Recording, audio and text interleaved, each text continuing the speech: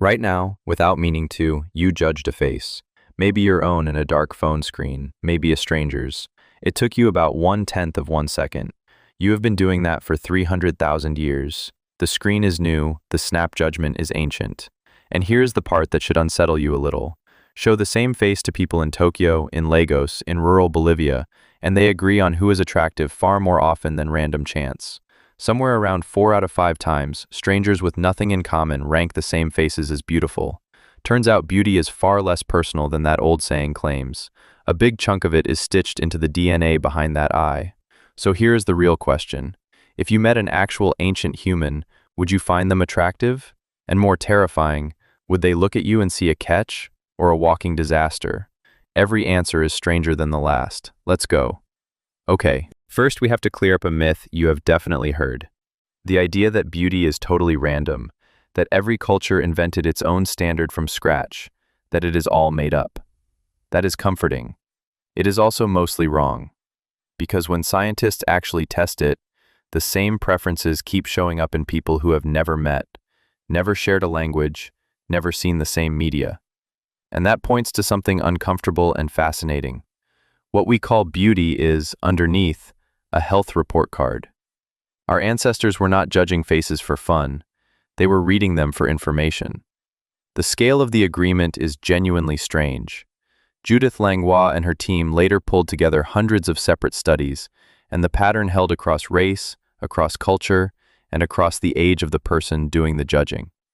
People inside a culture agreed on who was attractive, and people across totally different cultures agreed almost as strongly. If beauty were invented fresh by each society, that agreement should fall apart.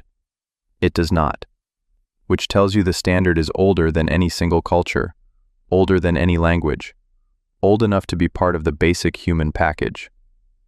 And if you still think this all gets learned from magazines and movies, there is one experiment that should close the case.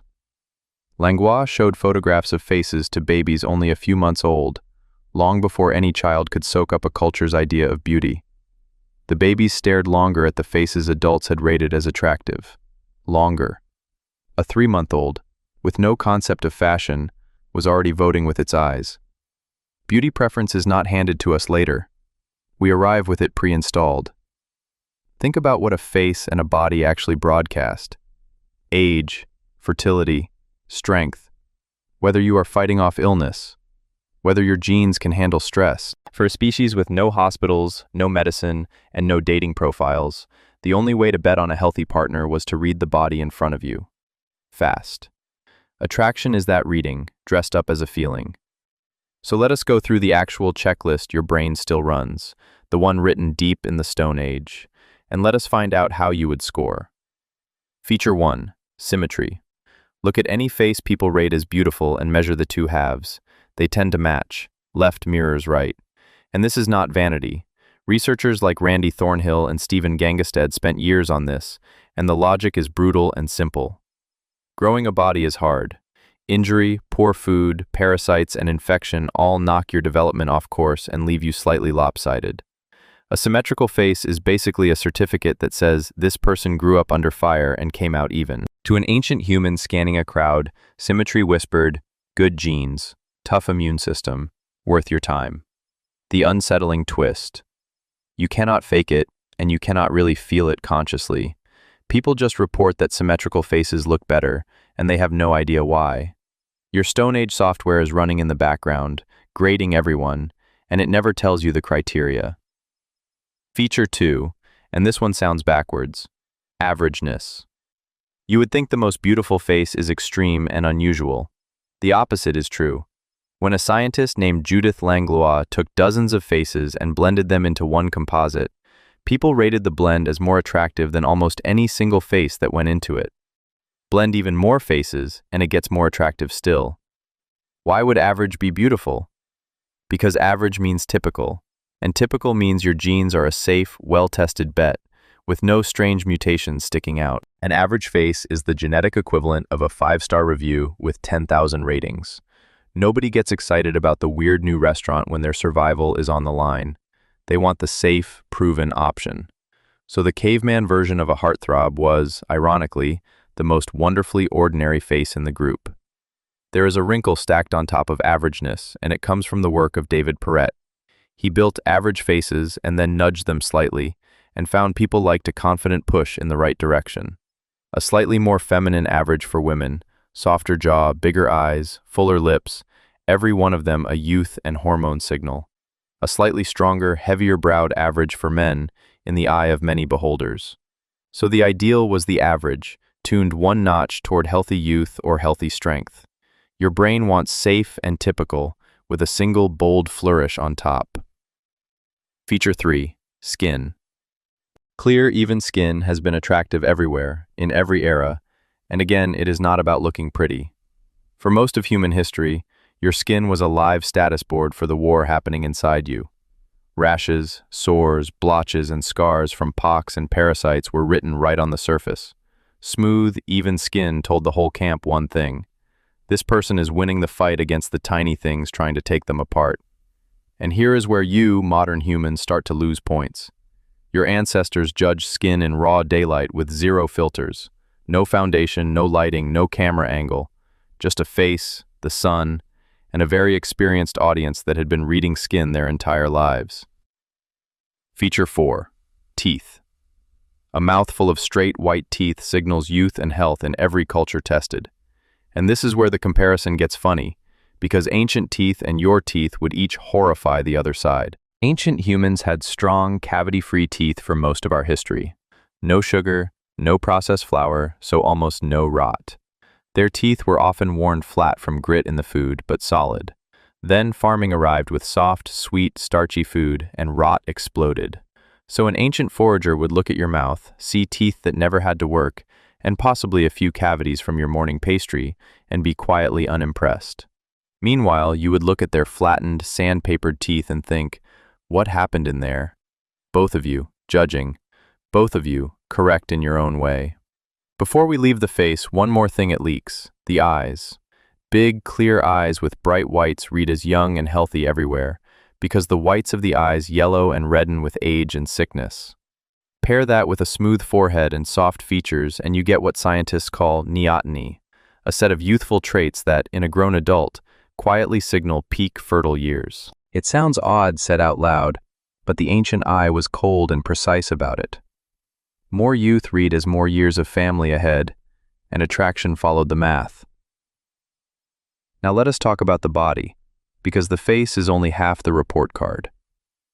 Feature 5. The waist.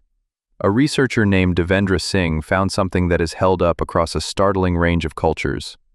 When men are asked, a ratio of roughly 7/10, a waist noticeably narrower than the hips, is rated as attractive again and again. And there is nothing mystical about it. That shape tracks with youth, with hormonal health, and with the body being ready to bear and raise children. It is fertility, drawn as a silhouette. But, and this is important, do not picture a modern gym body. The Stone Age was not a fitness magazine. The signal was health and fertility, not a specific dress size. Which brings us to the strangest chapter of ancient beauty. Feature 6. Fat. And when it was the most beautiful thing you could have. We have actual ancient art. Small carved figures of women, some over 25,000 years old, like the famous one from Willendorf. And they are not slim. They are full-figured, heavy, rounded. For a long time, people were baffled. Why carve that over and over across all of Ice Age Europe? Here is the likely answer, and it flips modern thinking on its head. When food is uncertain and a hard winter can empty a whole camp, body fat is not a flaw. It is a treasury. It means this person survived the lean season, can feed a baby, and has resources to spare. Anthropologists like Daniel Nettle have shown that even today, when people face scarcity and hunger, their idea of the ideal body shifts heavier, almost automatically. Beauty standards are not fixed. They bend toward whatever keeps you alive. In a hungry world, softness was wealth, and wealth was gorgeous. And before you decide this is all lab games with photos and rulers, someone went and checked it in the real world. The anthropologist Frank Marlowe spent years with the Hadza, hunter-gatherers in Tanzania living about as close to the ancient setup as anyone alive today. He found real, consistent preferences out there in the bush, though not always a carbon copy of the Western lab. Hadza men often leaned toward partners who were strong, capable foragers, and not merely a pleasing silhouette.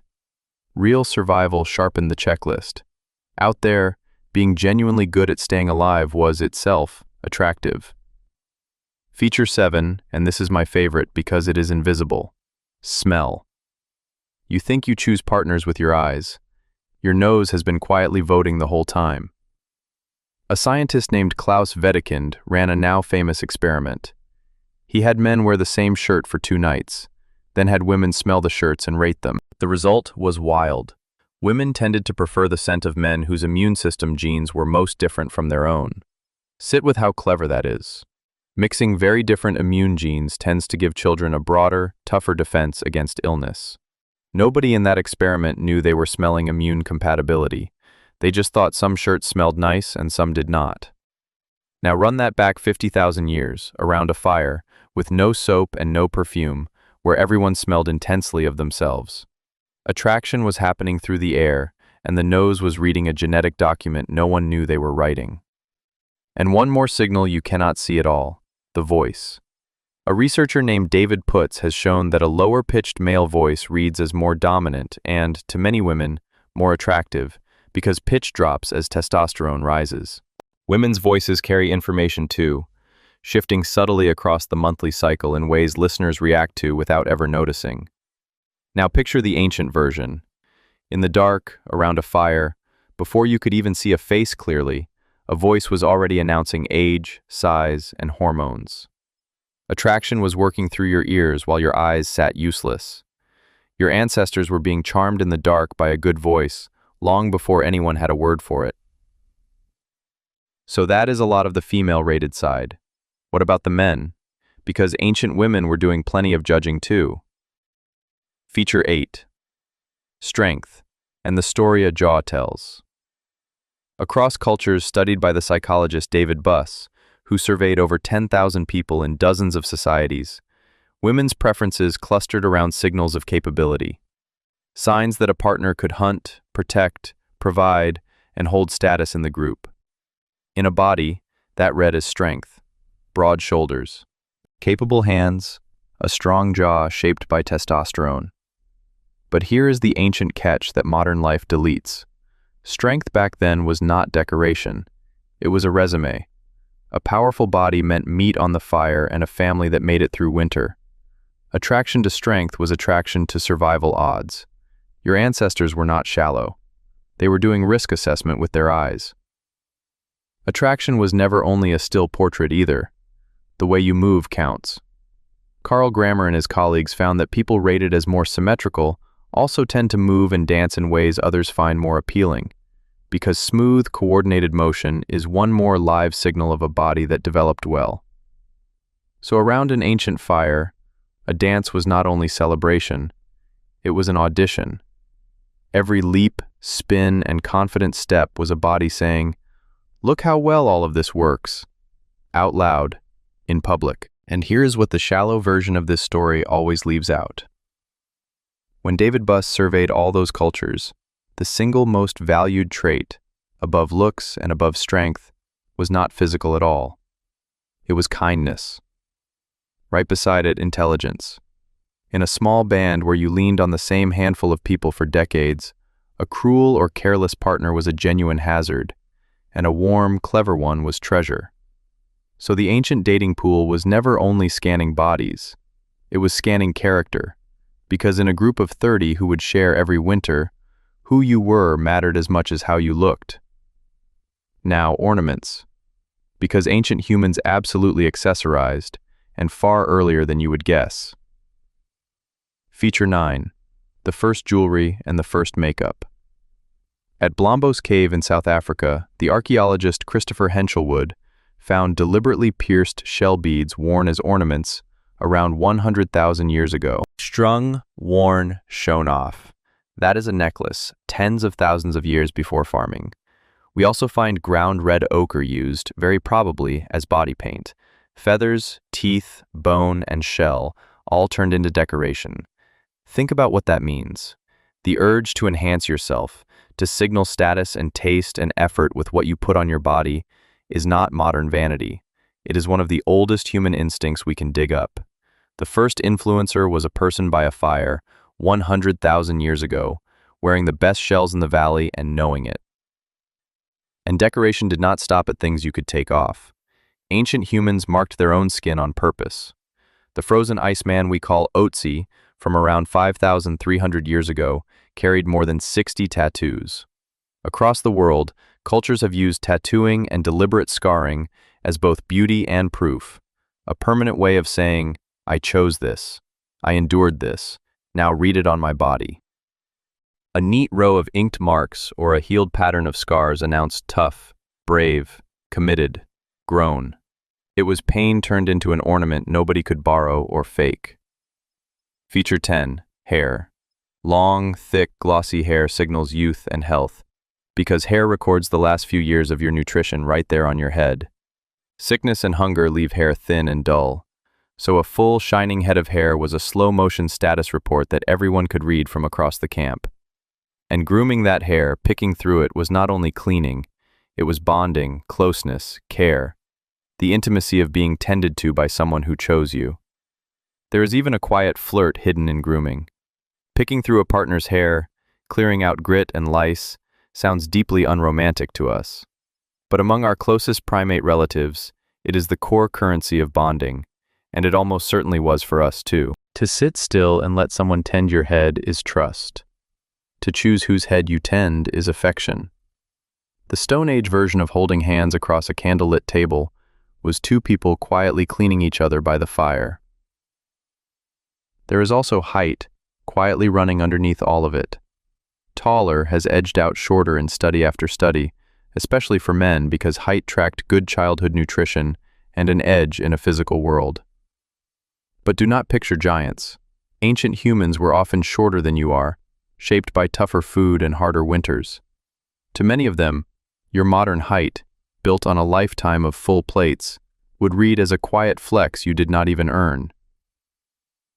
Okay, we have the full checklist. Symmetry, averageness, skin, teeth, waist, healthy weight, scent, strength, ornament, hair. Now the fun part. Let us settle the two questions we came here for. Question 1. Would you find an ancient human attractive? And the honest answer is, quite possibly, yes. Take an anatomically modern human from 40,000 years ago, clean them up, and drop them into your city. Bone structure, symmetry, fitness, all the deep signals are the same species as you, because they are you. You would very likely see some of them as strikingly good-looking, because your grading software and theirs were reading the same things. Now the older cousins. Would you find a Neanderthal attractive? That is harder. Picture a heavy brow ridge, a wide face, a broad nose, a short, powerful frame. By a modern, glossy magazine standard, unusual. But here's a fact that reshuffles the deck.